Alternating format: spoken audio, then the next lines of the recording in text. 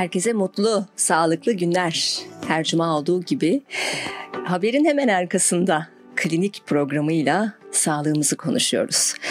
Ve ben Tuğba Saraçlar, sizlerleyim sevgili dinleyiciler ve her hafta olduğu gibi yine uzman bir konuğum karşımda şu an stüdyoda. Kendisine bir hoş geldiniz diyelim. Hoş geldiniz diş hekimi Ülkü Koloğlu. Hoş bulduk. Çok teşekkür ediyorum. Şöyle hemen dinleyicilerimize bahsedelim. Biz bugün neler konuşacağız? Diş derken insanların aslında en çok korktuğu konulardan biridir. Evet, o diş koltuğu. Evet. O fobiyi eminim ki ben bu programdan sonra bir nebze de olsun azaltacağız. Ve size koşa koşa geleceklerdir eminim. Tabii. Biz bu hafta neyi konuşacağız? Hemen söyleyelim. Belki pek çok insanın müzdarip olduğu bir konudur. Horlama. Hani kimse kabul etmez. Ben horlamam der ama aslında horluyordur. Evet. Horlamanın diş hekimliğindeki yeri ve tedavisi. Diş sıkma, yani sizin aslında tıbbi olarak söylenen bruksizm ve tedavisi ve dijital gülüş tasarımı. Artık her şey dijital hayatımızda. Ve her şey aslında çok kolay. Yeter ki biz karar verelim ve sizin kafanızı çalalım. Öyle değil mi? Evet, öyle gerçekten. Çok teşekkür ediyorum öncelikle zaman ayırdığınız için. Ben teşekkür ederim davetiniz için, sağ olun. Aslında herkesin kabul edemediği bazı şeyler vardır. Aslında fark ettiği andan itibaren uzmanların kapısı çalınmalı. Çalınmalı ama nasıl çalınmalı? Mesela bizim konuşacağımız konular arasında diş sıkma. Eğer bu konuya girecek olursak bruksizm ve tedavisi nedir? Sözü size bırakıyorum. Tamam, arada ben gireceğim ederim. Hemen numarayı bulur bulmaz. Tamam. Şimdi pandemi lafına çok alıştık son 2 yıldır. Ama asıl pandemi bence diş sıkma. Evet. Yani toplumda çok yaygın bir şekilde neredeyse herkeste diş sıkma var. Tabii ki bunun belli başlı nedenleri arasında hız çağında yaşıyor olmamız önemli. Yani her an sanki bir tehdit var hayatımızda. Bir koşturma içerisindeyiz ve o tehdit nedeniyle sürekli alarm halinde vücut. Bu nedenle bu stres nedeniyle diş sıkabiliyoruz. Ayrıca bu dijital dünya ile fazla haşır neşir olma durumumuz. Özellikle gün boyu ekran karşısında olmak, akşam da gece de gene neredeyse cep telefonuyla uyuyor olmak, oradan gelen ışığın vücudumuzu uyarıyor olması, yani oradan gelen ışık bir gün ışığı ve dolayısıyla vücut uyku moduna geçemiyor. Buna bağlı olarak melatonin salgısı aksayabiliyor. Dolayısıyla güneş battıktan sonra uyku moduna geçmesi gereken vücudumuz geçemediği için gene bir uyarılmaya bağlı olarak diş sıkma gerçekleşebiliyor. Ayrıca yanlış yapılmış, eskimiş dolgular, işte protezler, kapanış bozuklukları diş sıkmaya neden olabiliyor. Saat 5'ten sonra alınan çay, kahve gene aşırı derecede vücudun uyarılmasına neden oluyor. Buna bağlı olarak diş sıkma meydana gelebiliyor. Hiç aklıma gelmemişti böylesi. Evet. Aslında en büyük keyfimizdir çay kahve ama. Yani 5'ten sonra kesinlikle tavsiye etmiyoruz. Çünkü uyarıcı sonuçta. Oysa 5'ten sonra artık vücudun uykuya hazırlanması lazım. Yavaş yavaş, saat uykuya hazırlanması lazım. O nedenle çok fazla tüketilen, saat 5'ten sonra çok fazla tüketilen çay, kahve gene diş sıkma nedenlerinden. Gece geç yatmak. Yani o uykuya geçiş saatini, yani 11'den sonra ayakta kalmak gene vücudumuzun salgılaması gereken uyku hormonunu salgılama fırsatını kaçırmış oluyor. Aşırı beyaz ışıkta kalmak akşamları, gene o gün ışığı uykuya geçişi zorluyor. Bu nedenlerle biz REM uykusuna geçemiyoruz. Derin uykuya geçemiyoruz. Derin uykuya geçememe nedeniyle de vücut sürekli kasılma halinde. Yani REM uykusu demek aslında koma hali demek. Diş sıkmak demek o koma haline geçemiyor olmak demek.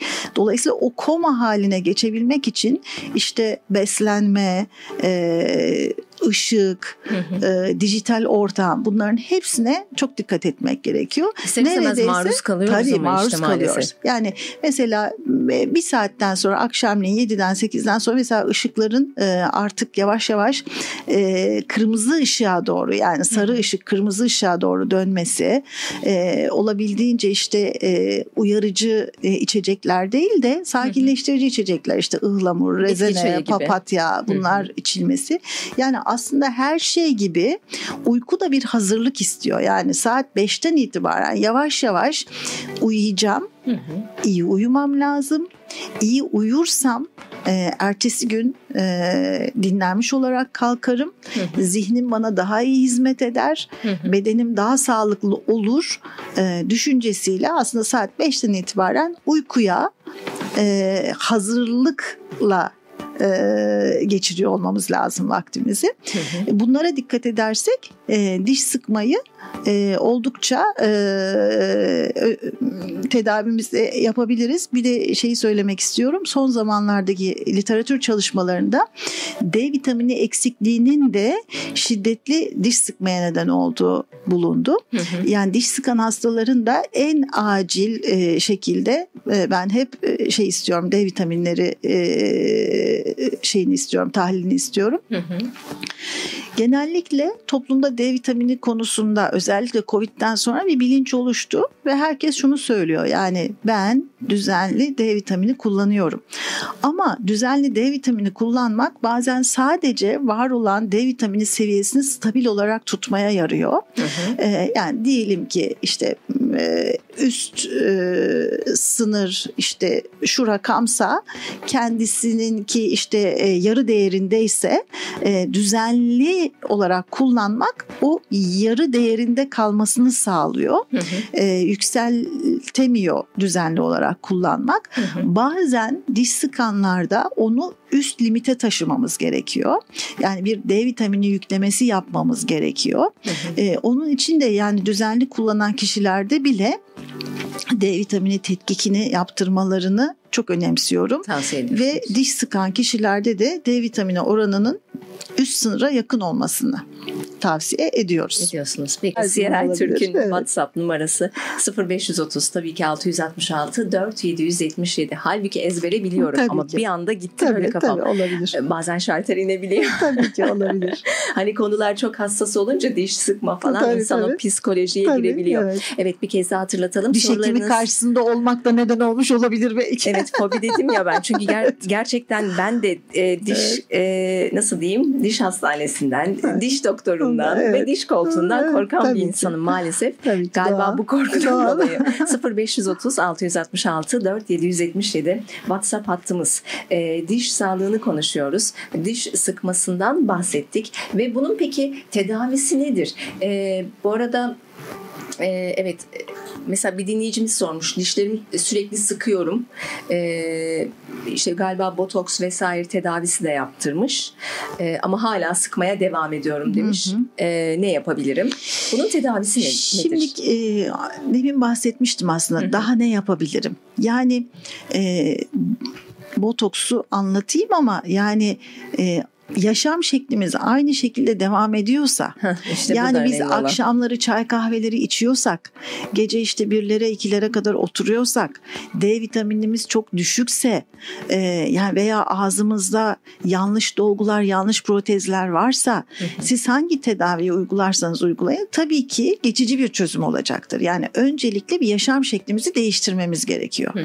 Yani böyle hızın içerisindeysek, stres içerisindeysek, kendimizi bir türlü rahat atlatamıyorsak, her an böyle alarmdaysak, böyle listeler dolusu, şimdi şunu yapacağım, buraya yetişeceğim, 3 dakika sonra buradayım. Yani vücut bir alarm halindeyse yani yapılan hiçbir tedavinin tabii ki etkisi olmayacaktır. Çünkü kök nedene inememişizdir. Doğru. Mesela son zamanlarda antidepresan kullanımı çok fazla. Antidepresanlar çok şiddetli diş sıkmaya neden oluyor. Yani aslında antidepresan kullanmamıza neden olan şeyler de kök nedenlerle uğraşmıyor oluşumuz. Yani tempomuzu hiç düşürmeyip sadece ve sadece ilaçlardan ve doktordan fayda beklediğimizde tabii ki çok geçici çözümler oluyor. Bu hayat tarzımızda, düşünce sistemimizde değişiklikler yaptıktan sonra tedavi olmaya niyet ettiğimizde tabii ki çok etkin tedavilerimiz var. Bunlardan bir tanesi botoks tedavisi. Botoksu niçin yapıyoruz? Kök nedeni tedavi etsin diye değil. Dişlerimizi aşırı sıkıyor olmak nedeniyle vücudumuzdaki en kuvvetli kas olan, üçüncü kuvvetli kas olan, yüzümüzdeki en kuvvetli kas, vücudumuzdaki üçüncü en kuvvetli kas olan masseter kası aşırı derecede kuvvetleniyor ve büyüyor. Yani ben hep şöyle örnek veriyorum. Yüzüyorsunuz. Sürekli yüzüyorsunuz. 3 ay yüzdünüz. Nasıl sırt adaleleriniz kuvvetlenir ve şekli değişir sırtınızın. Tabii. Aynı şekilde diş sıkmakla beraber de bu masseter kası çok aşırı derecede büyüyor. Hatta böyle çok maskülen, çok erkeksi bir yüz ifadesine sahip oluyor. Özellikle bu kadınlarda bir dezavantaj oluşturuyor. Evet. Dolayısıyla sıkmamaya çalışsak da, sıkmasak da aşırı derecede kuvvetlenmiş olan kas hiç çiğneme kuvveti göstermememiz gereken, yani diyelim ki bir pilav yerken bile çok aşırı derecede kuvvetle kasılıyor. Buna bağlı olarak dişlerde aşınmalar meydana geliyor, minelerde çatlaklar oluyor, diş eti çekilmeleri oluyor, dişlerde nekroz gelişebiliyor, kök ucu lezyonları oluyor, sallanmalar olabiliyor, var olan dolgular kırılıyor, porselenler kırılıyor. Yani diş sıkmaya bağlı, aşırı kuvvet gelmesine bağlı sayılamayacak kadar çok ağız problemleri arkasından da eklem problemi meydana geliyor. Ekremde, kıkırdakta aşınmalar, kemik yüzeylerinin birbirine sürtünmesine bağlı olarak harabiyetler meydana geliyor. Yani dolayısıyla o kasın kuvvetini bir öncelikle düşürmemiz gerekiyor. Yani botoksun yaptığı aslında diş sıkmayı engellemek değil, kasın kuvvetini normal seviyeye indirmek. Yani onu yapmadan her şeyi düzeltti hastamız. Yani her şey relax bir hayat yaşıyor, işte her şey yolunda ama o kas gene aynı kuvvette olduğu sürece dişler üzerindeki harabiyet aynı şekilde devam edecek. Yani kök nedene yönelik bir tedavi değil botoks, sadece aşırı gelişmiş olan kasın kuvvetini düşürmek. Bazen işte hastalarımız bunu estetik nedenlerle de yaptırıyor. Yüzüm küçülsün diye. Mesela bir hafta sonra diyor ki yüzümde hiçbir değişiklik yok.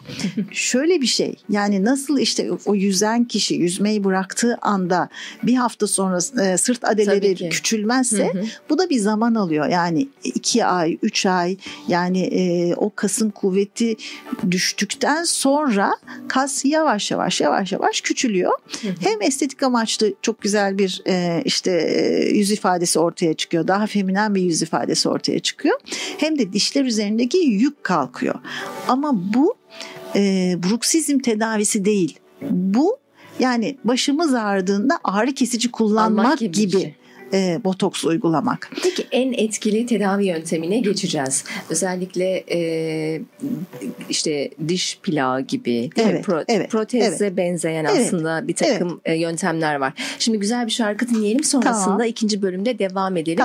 Ve ikinci bölümün konusu ise hemen söyleyelim, horlamaya yönelik olacak. Diş sıkmadan sonra kimsenin kabul etmediği, ben horlamam dediği. Özellikle eşlerin muzdarip olduğu aynen. Her zaman. Aynen. Özellikle hanımlar eşlerinden eğer sıkıntılıysa bu konuda iyice dinlesinler. Yöntemler birazdan burada olacak. Güzel bir şarkı, güzel bir şarkı arası diyelim. Sonrasında kaldığımız yerden devam edeceğiz. Ayrılmayın. Numarayı bir kez daha hatırlatıyorum. Ezberledim. 0530 666 4 777. Sorularınız varsa ulaştırabilirsiniz.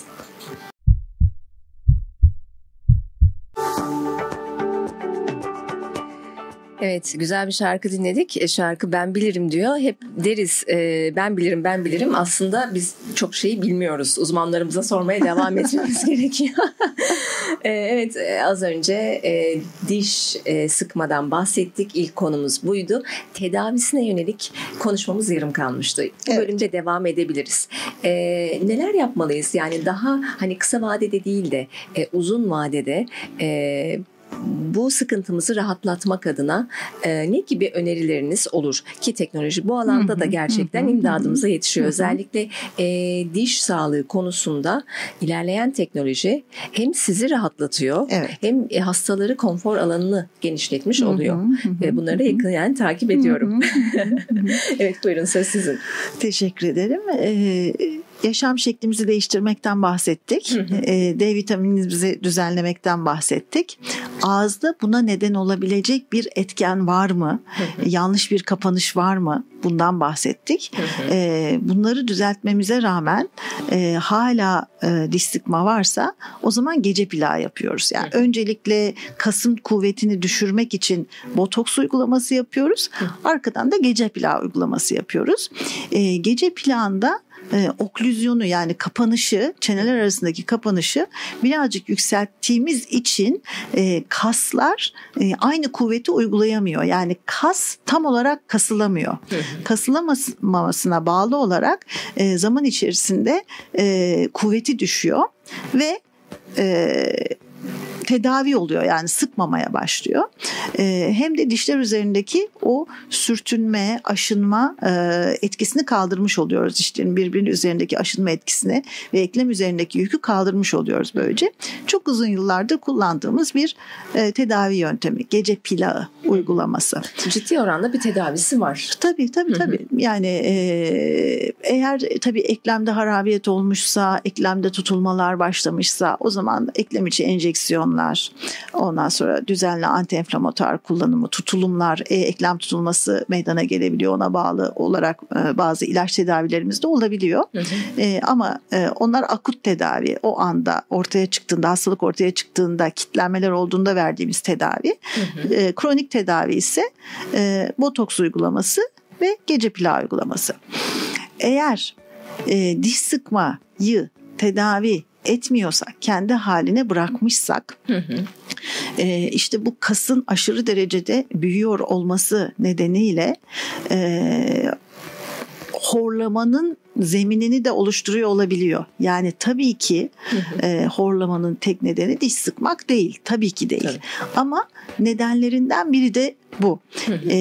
Horlamaya geçersek eğer en çok evlerdeki evlerdeki en önemli problemlerden biri kadın veya erkek eşindeki horlamadan şikayet eden taraf.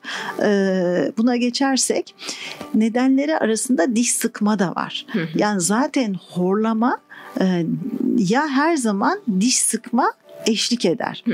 Şimdi horlama rahatsız edici bir ses sonuçta.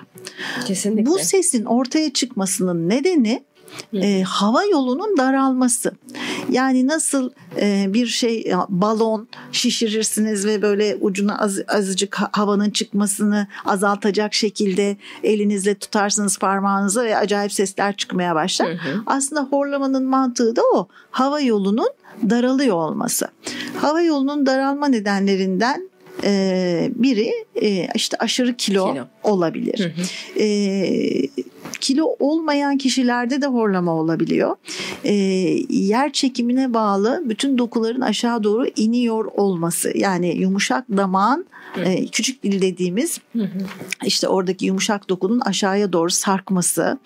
Dediğim gibi diş sıkmayla beraber bu kasın aşırı derecede büyüyüp ağız ortamına doğru gene hava yoluna tıkıyor olması gibi nedenlerle horlama olabiliyor. Burun tıkanıklığı nedeniyle de olabiliyor tabii ki. Uyku apnesi. Evet, yani burun tıkanıklığı varsa zaten onu biz direkt olarak kulak burun boğaz, yani zaten bu horlama aslında bir ekip işi. Yani ilk önce horlayan kişi, horlama şikayeti olan kişinin bir kulak burun boğaz uzmanına gözükmesi gerekiyor. Yani burnunda bir deviyasyon varsa, bir tıkanıklık varsa mutlaka onu bir hallettirmesi gerekiyor. Veya boğazda aşırı büyümüş işte tonsiller, bademcikler veya başka yumuşak dokular varsa onların alınması gerekiyor. Ama geçmişte çok modaydı. İşte bu yumuşak damağın küçültülmesi gibi çok sık yapılan bir şeydi, operasyondu. Şu anda artık onun çok tavsiye edilmediğini görüyoruz kulak burun boğazcılar tarafından.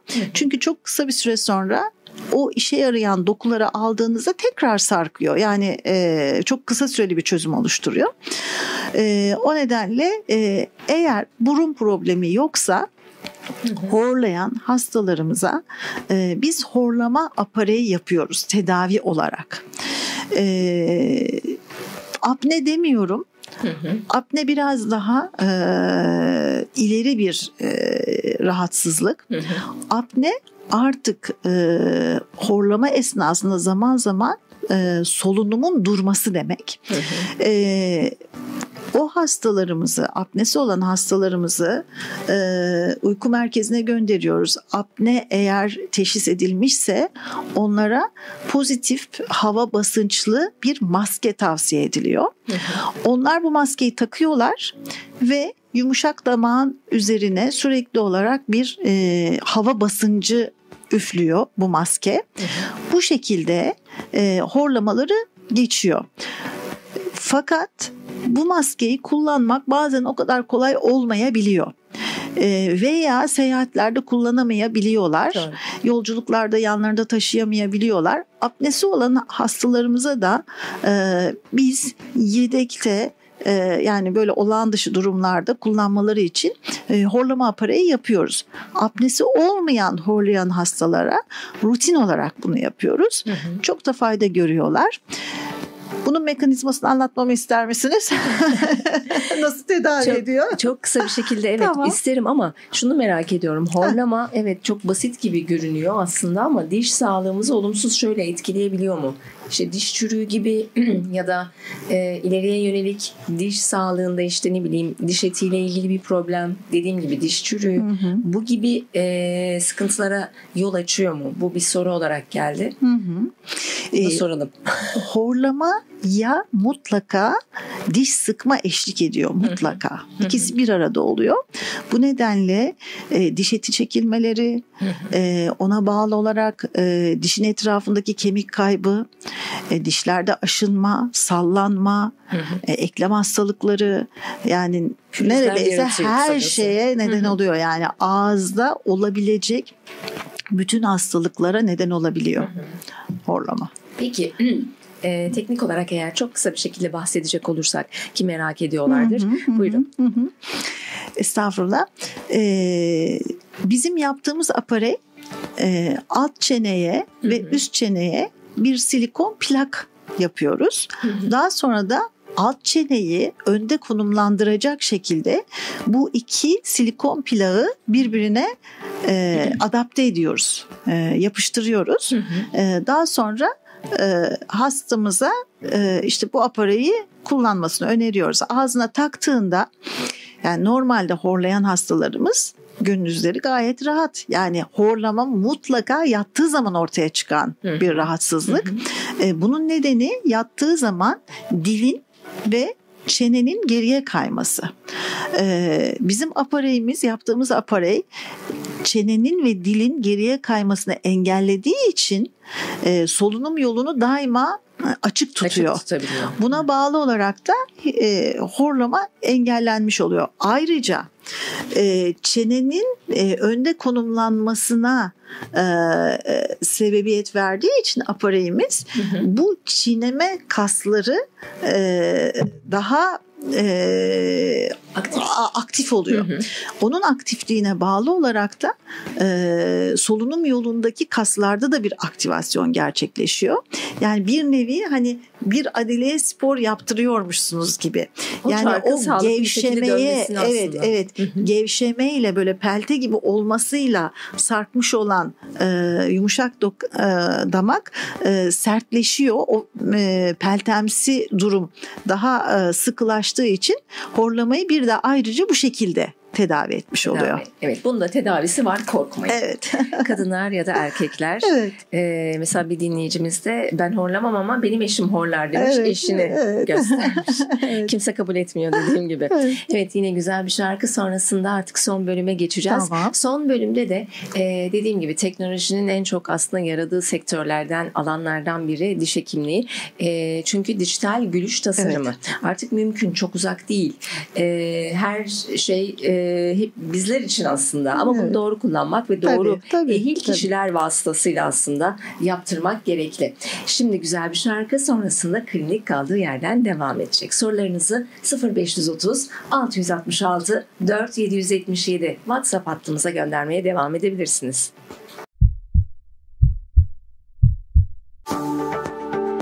Zaman çok hızlı geçiyor. Klinik son bölümüyle devam ediyor.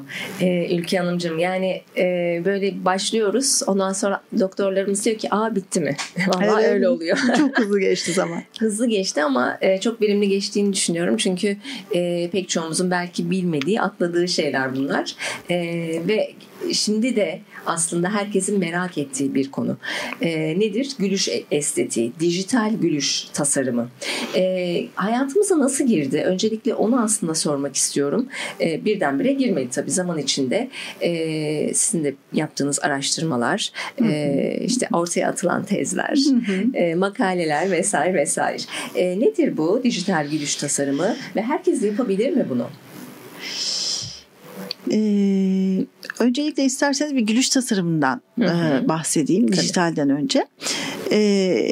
Yaşla beraber dişlerimizin renkleri değişiyor. Yani 20 yaşında işte 30 yaşında çok güzel dişlerim vardı diye geliyor hastalarımız genellikle bize. Zaman içerisinde diş sıkma da gene buna etken. Minelerde çatlakların meydana gelmesiyle beraber her geçen gün renk biraz daha koyulaşıyor. Ayrıca dişlerin boyları da kısalıyor. Bu nedenle daha sağlıksızmış gibi bir yüz ifadesine sahip oluyoruz ve daha yaşlıymışız gibi olduğumuzdan daha yaşlı bir yüz ifadesine sahip oluyoruz. İşte bu da daha fresh bir görüntü istiyor olmak, daha temiz, sağlıklı bir görüntü istiyor olmak bizi dişlerimizi daha beyaz ve daha hacimli olmaya yöneltiyor. Bu beklentiyle gülüş tasarımı bilimi ortaya çıktı. Yani eskiden biz sadece dişleri porselenlerle kaplardık ve daha beyaz bir görüntü oluşurdu. Ve hastalarımız da genellikle bundan memnun kalırdı. Ama bazen şunu söylerlerdi. Ya çok güzel oldu, çok iyi oldu. Fakat aynaya baktığımda ben kendimi kendim gibi hissetmiyorum derlerdi. Ve bir süre sonra alışırlardı o görüntüye. Evet. Sonrasında dijital gülüş tasarımı ortaya çıktı. Artık bu uygulamada hem beyaz, daha fresh bir görüntü ortaya daha çıkmakla beraber aslında, değil mi? Daha doğal, daha kendi gibi diş tasarımları ortaya çıkmaya çalışmalarımız başladı. Eskisine göre farklı olarak. Çünkü eskiden yani sadece biz hastamızın yüzüne bakarak tahmini tasarımlar yapıyorduk. Teknisyenimiz de bizim bu tahmin ettiğimiz, yakışır diye düşündüğümüz porselenleri bizim söylediğimiz gibi, tasarımını düşündüğümüz gibi, planladığımız gibi elinde yapmaya çalışıyordu. Şu an bu tamamen el değmeden üretilen bir sistem haline dönüştü. Hastamız bize işte ben daha güzel, daha beyaz ve kendime yakışan, kendim gibi bir gülüş tasarımı yaptırmak istiyorum diye geldiğinde ilk yaptığımız iş onun fotoğraflarını çekmek oluyor. Fotoğraflarını çektikten sonra bir dijital kamera ile bütün dişlerini tarıyoruz ve fotoğraflar üzerinde Smile Design programıyla, yani onun yüz hatlarına yakışabilecek en ideal yüz hatlarından esinlenerek yaptığımız bir dijital gülüş tasarımı programıyla çizimlerini yapıyoruz. Daha sonra da bu çizimler nihayetinde porselen olmayan bir malzemeden 24 saat gibi bir kısa sürede dişleri üretiyoruz. Ve hastamız ikinci seansta bize geldiğinde daha dişlerine hiç dokunmadan bittiğinde dişlerinin nasıl olacağı görüntüsünü kendisine sunuyoruz. Zaten o çizim kendi yüz hatlarına uygun bir şekilde yapılmış olduğu için, çok ince hesaplarla yapılmış olduğu için aynaya baktığında işte bu diyor. Yani hiçbir zaman biraz daha uzun olsa mıydı, biraz daha kısa olsa mıydı veya daha hacimli, daha küçük olsa mıydı gibi bir şeyle karşılaşmıyoruz. Yani çünkü tam yüzüne giden hesapta dijital ortamda 3D printer'dan üretilmiş oluyor dişler. Bunu uyguladıktan sonra da tamam dediğinde bunu gene bir dijital kamerayla tarıyoruz.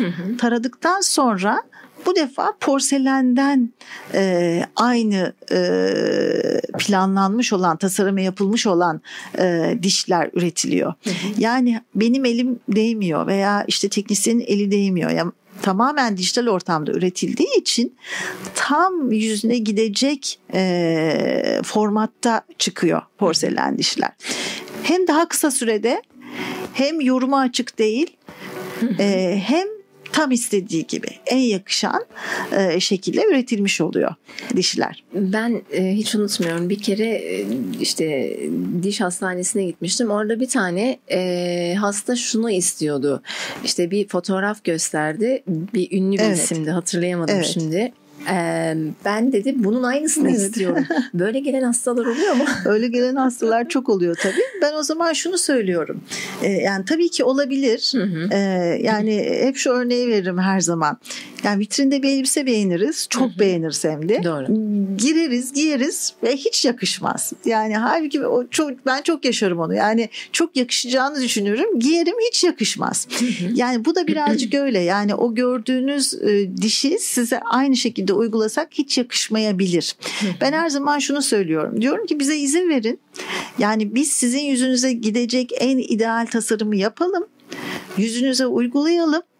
Eğer beğenmezseniz onun üzerinde değişiklik yapalım ve genellikle hiç başka değişiklik yapmaya gerek kalmıyor. Onu uyguladığımız anda, çünkü o çok hassas bir hesapla yapıldığı için o çizimler ve o üretim oluyor zaten. Yani hep öyle oluyor.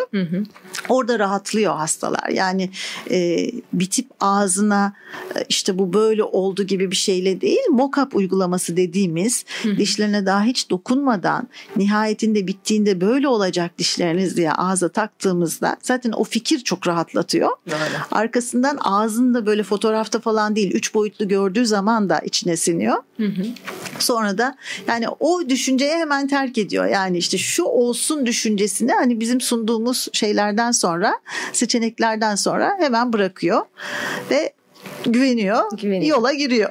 Peki bu uzun ömürlü mü oluyor? Yani belirli periyotlarla hani yenilenmesi gerekir mi? Mesela diyelim ben geldim, yaptırmak istedim. Dedim ki kaç seans acaba dedim. Yani bu kişiye göre değişiyor mu? Dişin yapısına göre. Yani eğer altında böyle kanal tedavileri, diş eti tedavileri gerekmiyorsa, işimiz sadece porselense birinci seans dijital tarama, ikinci seans mock-up, üçüncü seansta da porselenler simante ediliyor zaten. Yani 3 seansta bitiyor. Maksimum 1 haftalık bir işlem bu.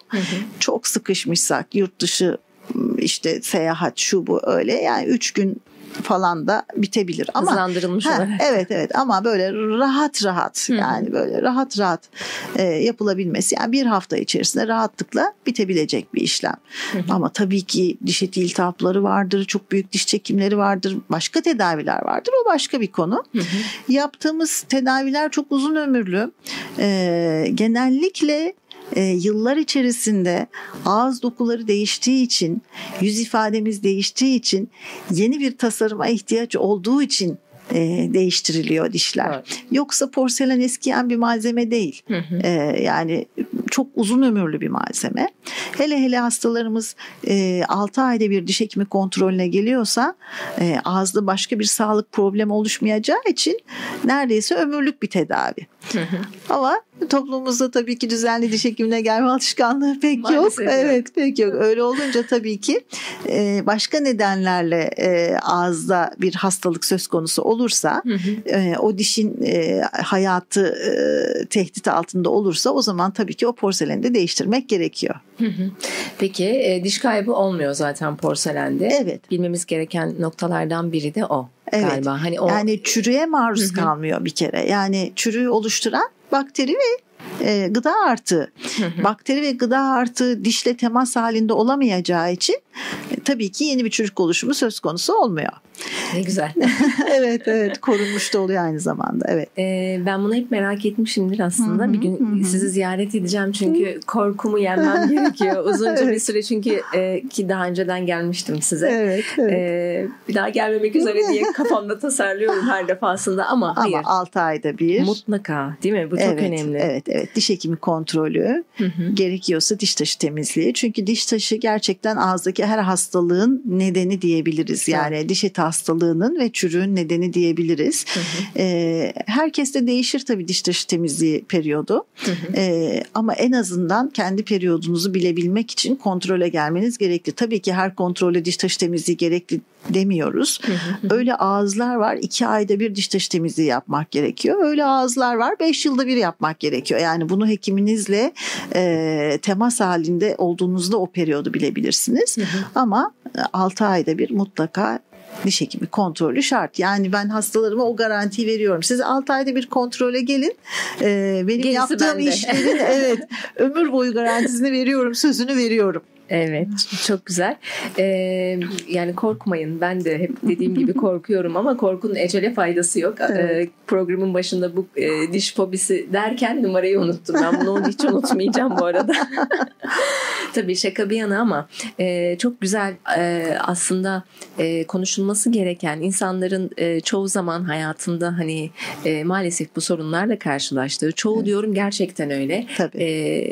Yani horlamam ya da ne bileyim diş gıcırdatmam ya da diş sıkmam diyen insan mutlaka onu yapıyordur. Ben buna inanıyorum. Evet. Yeter çok ki korkmayın. Çünkü, Yeter ki uzmanınıza güvenin, kendinize uzman, yani daha doğrusu güvendiğiniz ve işin uzmanına teslim edin. Bir de çoğu insanın da yaptığı hata şudur.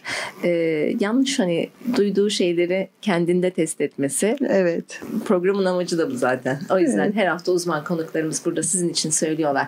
Artık geldik programın sonuna. Son 1 dakikamız Ülke Hanımcığım.